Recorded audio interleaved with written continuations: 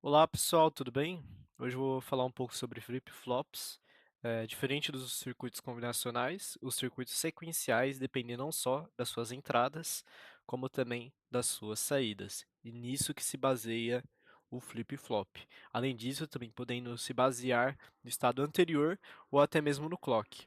Falando um pouco sobre o flip-flop mais básico possível, que é o flip-flop 7 reset, também conhecido como flip-flop SR ou até mesmo LET.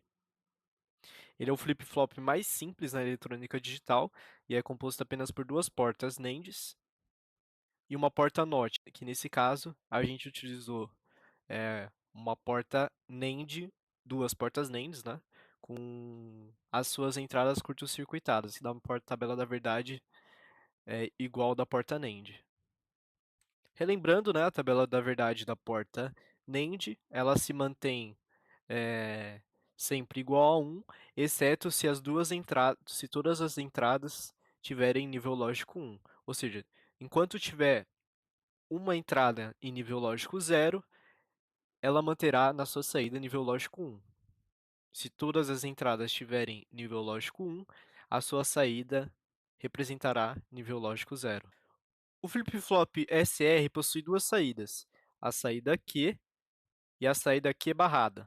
As duas saídas têm nível lógicos invertidos, e logo vamos entender melhor como isso funciona.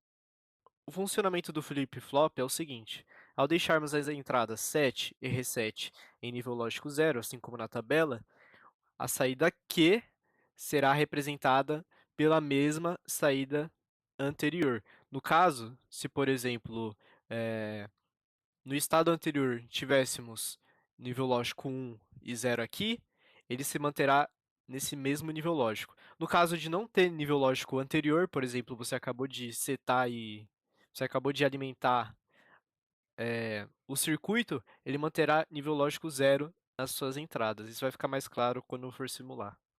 Se mudarmos as entradas R para nível lógico 1, assim como na tabela da verdade o 7 no nível lógico 0, ele apresentará nível lógico 0 na sua saída e, consequentemente, a saída Q barrada apresentará nível lógico 1.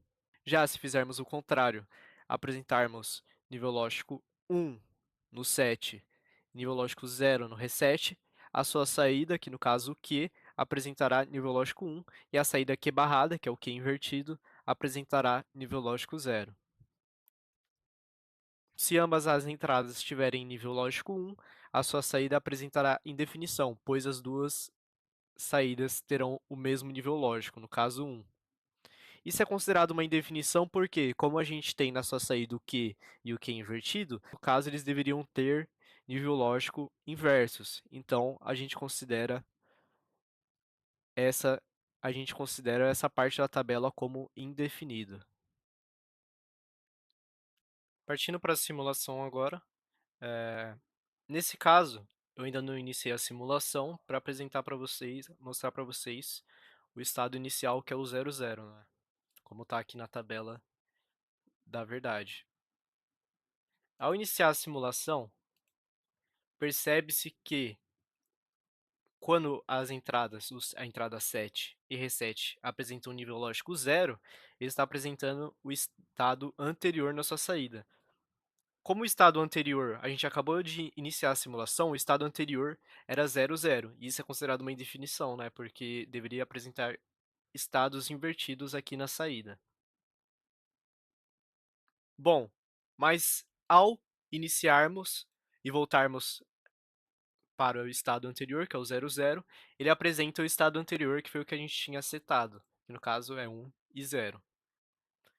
Agora, ao iniciarmos o R, a gente percebe que o Q está em nível lógico 0, assim como na tabela da verdade, e o Q barrado está invertido do Q, totalmente correto. Ao setarmos o S como nível lógico 1 e o R nível lógico 0, o Q apresenta nível lógico 1 e o Q barrado nível lógico invertido.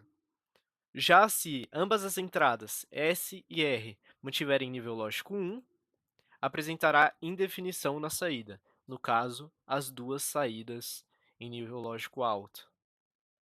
Eu fiz aqui uma alteração na lógica do circuito flip-flop SR, ao invés de curto-circuitarmos, nós podemos adicionar um estado de clock dentro do circuito. E o que que é o clock? O clock, ele é um pulso de tensão que é utilizado geralmente em circuitos sequenciais, que serve para armazenar ou até mesmo memorizar, depende da forma com que você está dizendo, um determinado estado ou condição do circuito. No caso, como que vai funcionar? O circuito é o flip-flop SR que nós já vimos, porém, ele só apresentará alteração nos dados da saída somente quando o clock, no caso, esse botão que eu coloquei aqui, estiver em nível lógico alto, no caso assim.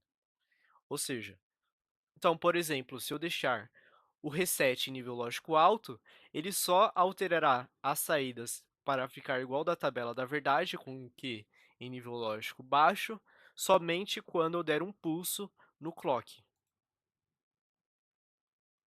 Da mesma forma, se por exemplo eu quiser deixar o estado de forma indefinida, somente alterará a saída se eu der um pulso alto no clock.